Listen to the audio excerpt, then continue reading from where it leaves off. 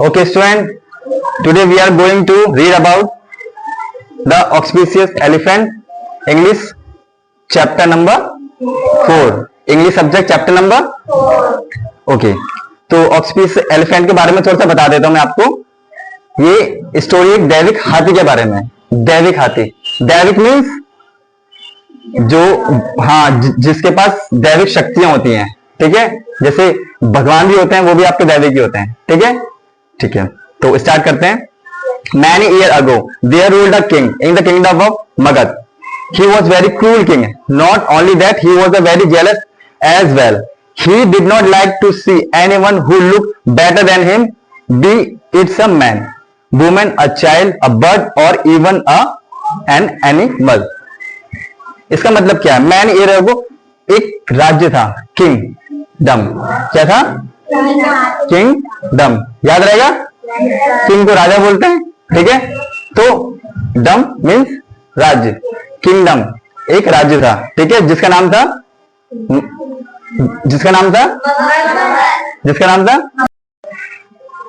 तो वो जो राजा था वो बहुत ही जेलस था. उसको दूसरों से बहुत जलन होती थी, और वो जिसको भी अपने से अच्छा दिखता था तो उसको ऐसा लगता था कि इस राज्य का मैं किंग हूं और ये मेरा राज्य है, तो यहाँ पे अगर बातें होंगी तो सिर्फ मेरी होंगी, नहीं तो वो दूसरों की बातें अगर होती थी उसको जलन होती थी. तो इस स्टोरी में इसी के बारे में तो हम आगे पढ़ते हैं. The king had many elephant among them. राजा के पास बहुत सारे हाथी थे. ऐसा नहीं सिर्फ एक ही था, उसके बहुत सारे हाथी थे. The only white elephant he had in the position was his most favourite one. पर उसमें से देखो, ऐसा था ना, बहुत सारे हाथी में से सिर्फ एक हाथी ऐसा था जिसको वो लाइक करता था, जिसको वो अच्छा लगता था. हाँ, ये हाथी अच्छा है. तो next, what an elephant it was. He had all the features of great human being, and it looked almost divine with 6 inches wide halo around its forehead. उसके माथे में एक, आप बोल सकते हो, एक चिन्ह था, जिसकी वजह से ये मालूम पड़ता है वो हाथी अलग था बाकी हाथियों से, जिसके पास दैविक शक्तियां हैं. ठीक है, और इसी से ये मालूम पड़ता है कि वो हाथी भगवान का भेजा हुआ है, इसलिए डिवाइन मीन्स दैविक. ठीक है, आगे. Whoever had seen it could not hide his surprise. The king was so proud of the elephant that he named his auspicious elephant. उसको उस हाथी को बहुत, मतलब बोलते हैं ना, जैसे लाएगा during festivals the king liked to ride such as wonderful elephant. अब जैसे आपके कुछ फेस्टिवल्स होते हैं तो वहां पे उसको मतलब उसके ऊपर वो राइड करके जाता है, सैर का राउंड लगाता है. और इसी बीच लोग क्या करते हैं, इसी बीच लोग उसको छोड़ के हाथी की बात करते हैं, क्योंकि वो हाथी दैविक था और देखने में अच्छा भी था. और सीधी एक नॉर्मल चीज है, अगर आपको कोई ऐसी चीज दिखी जो आपने पहले कभी नहीं देखी है तो आप लोग क्या करोगे, उसे देखोगे, उसकी बात करोगे. तो सेम यही चीज हाथी, जो हाथी के बारे में लोग वहां की जो उसकी लोग हैं राज्य के, तो उसे अच्छा नहीं लगा. He feel jealous at the time. और फिर वो उस हाथी को लेके थोड़ा सा अनकॉन्शियस हो गया कि ऐसा क्यों, इस राज्य का राजा तो मैं हूं, तो यहाँ पे मेरी बात होनी चाहिए, तो ऐसा क्यों हो रहा है कि मेरी बात ना होके इस हाथी की बात हो रही है. क्योंकि वो इसलिए हो रहा है, वो हाथी जो है वो थोड़ा सा वंडरफुल है. वंडरफुल मीन्स अगर आप कोई ऐसी चीज देखो अचानक से, आपको ये लगे कि मैंने पहले कभी नहीं देखा, तो आपको वो चीज अच्छा लगेगा ना. सेम यही चीज. लेकिन फिर उसने ये सोचा कि ऐसा क्यों, क्योंकि वो नहीं चाहता था कि मेरे बारे में बात ना करके ये लोग हाथी के बारे में बात करें. तो उसने जो हाथी को मावत मीन्स जो हाथी को पालता है, उसको खाना देता है, हाथियों की देखभाल करता है. ठीक है, जो उसकी केयर करता है. ठीक है, तो अब एक दिन क्या होता है मैं बताता हूं. The king was much irritated at the response of the pupil. He could not bear the fact that the people were paying so much attention to the elephant. He became so annoyed that he decided to write of it However, the elephant has already become a popular among the people. He could not order to killing directly. He ordered his mama to return back to the palace. जैसे कि मैंने बताया, वो जो festival के time हाथी में बैठ के जैसे पूरे राज्य में अपने गया था और उसको छोड़ के उस हाथी के बारे में जो बात हो रही थी, तो आपको क्या लगता है, राजा डायरेक्टली बोल सकता था कि मावत से आप इसको मार दो? नहीं बोल सकता था ना। तो फिर उसने छोटा सा प्लान बनाया, क्योंकि वो राजा है।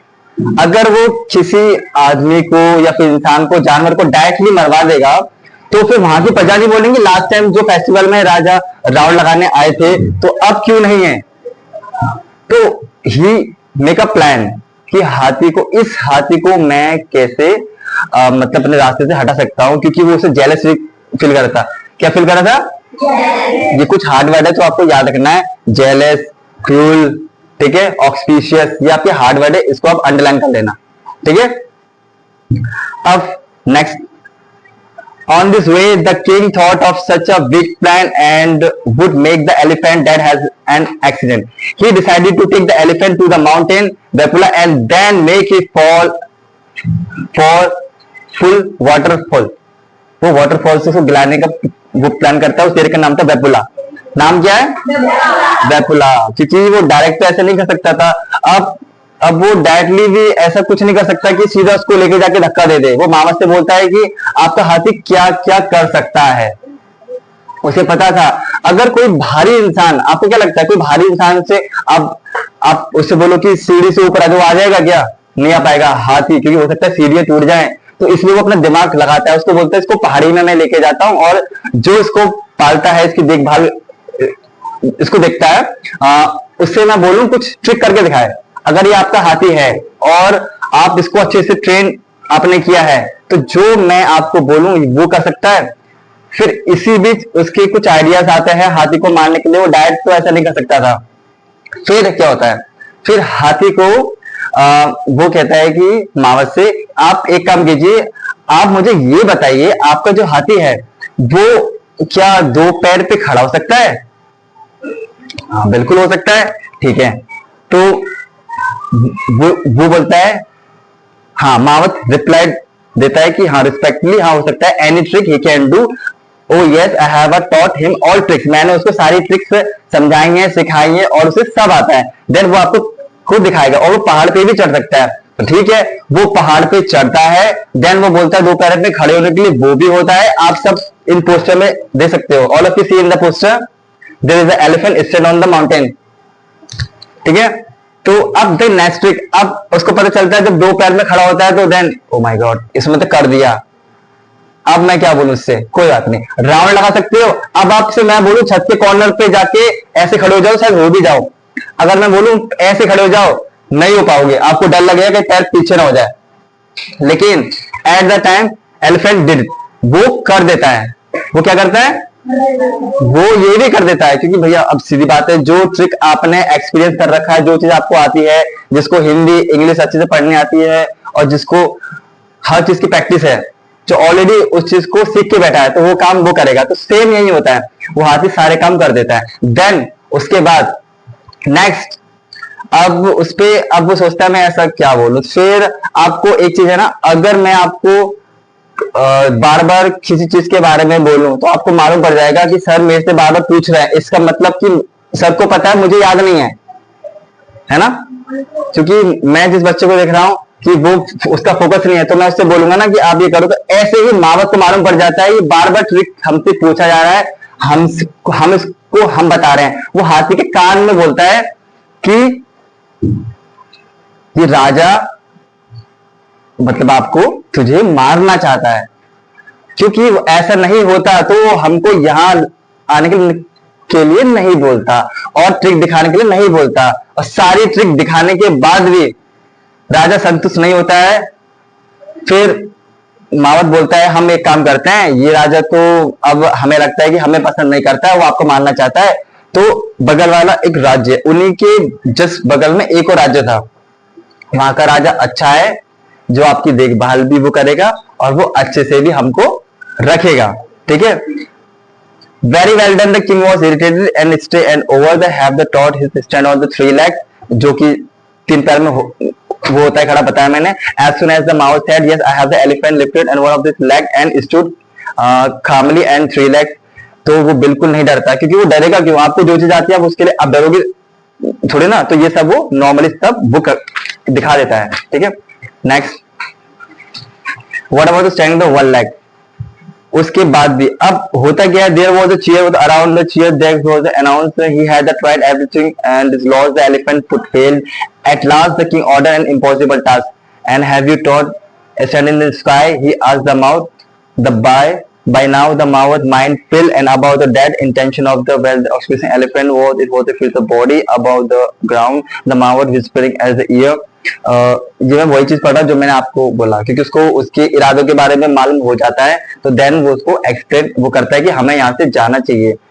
फिर एक you are the auspicious elephant but your life is danger, और वो जो मावत है वो उससे बोलता है कि आपकी लाइफ, आप भले ही दैविक हाथी हो लेकिन इस राजा को आपके बारे में नहीं पता, वो ऐसा क्यों कर रहा है नहीं पता, शायद उसको आपसे जलन है, वो आपको मारना चाहता है। तो हम एक काम करते हैं, लेफ्ट अब या वाराणसी 12 हम यहाँ से वाराणसी जाते हैं एंड वहां पे एक अच्छा आदमी है, both of us will live happily, वहां हम दोनों अच्छे से रह सकते हैं। वो अपने हाथी को बोलता है और अपने आप को बोलता है, पर मावत को भी नहीं ये पता था वो हाथी उड़ सकता है। वो यू कहता है चलो यहां से चलो, okay the pick up mouth and trunk and he safely back and hold in tight, वो बोलता है मेरे को टाइट की आप पकड़ो, I am going to take off. वो बोलता है कि अब ये राजा तो हमें पसंद नहीं करता है, तो हम वाराणसी वाले वहां पे जाते हैं, वो आप भी अच्छे से रहोगे मैं भी अच्छे से रहूंगा। फिर वो हाथी बोलता है कि आप मेरे को टाइट से पकड़ो, मैं टेक ऑफ के लिए तैयार हूं। वो थोड़ा कंफ्यूज, टेक ऑफ के लिए मतलब क्या, टेक ऑफ उड़ेगा क्या, मतलब हाथी उड़ेगा? रियलिटी ऐसी होता है, हाथी वहां से टेक ऑफ कर देता है, वो वहां से उड़ जाता है, क्योंकि उसके पास दैविक शक्तियां होती हैं। और जैसे ही वो उड़ता है, he stood in the sky facing king of Magadh, वो उड़ रहा होता है जब राजा को रियलाइज होता है कि मैं तो जिस हाथी को मारने की कोशिश कर रहा था, मुझे जिससे जेलस हो रहा था वो तो दैविक हाथी था, इसलिए लोग उससे हिप्नोटाइज हो रहे थे, है ना, मोहित हो रहे थे, इसलिए वो लोगों को अच्छा लग रहा था। देन उसको रियलाइज होता है कि सॉरी ये तो मेरी mistake. The king realise his mistake, he apologise to the elephant. अब उस समय वो अपनी मिस्टेक मानता है और हाथी को नीचे आने के लिए बोलता है, वहां से मना करता है मैं आपकी देखभाल करूंगा, बट ऐसा नहीं होता, क्योंकि जब तक उसको मालूम पड़ता जब तक देर हो चुकी थी, ठीक है।